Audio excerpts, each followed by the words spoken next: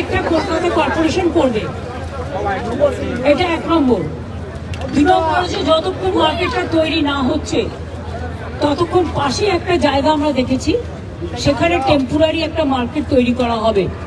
যাদের দোকান পড়েছে তারা সেখানেই দোকান চালাবে। 3 নম্বর হচ্ছে যে মার্কেটটা কর্পোরেশন তৈরি করবে সায়েন্টিফিক হবে এবং তার জন্য দোকানদারদের কোনো টাকা লাগবে না।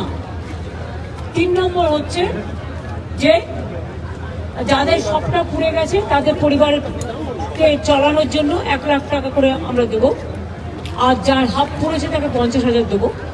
আর যেহেতু ওদের দিন আনে দিন খায়, তাই আমি চেষ্টা করবো কাল পরশুর মধ্যে, ববি আজকে তেহট্টে গেছে, ফিরে আসুক, দেবলীনারও আসুক আছে, পুলিশের সাথে কথা বলে একটা সার্ভে তো করতে হবে কার কার নামে দোকান ছিল, কি ব্যাপার।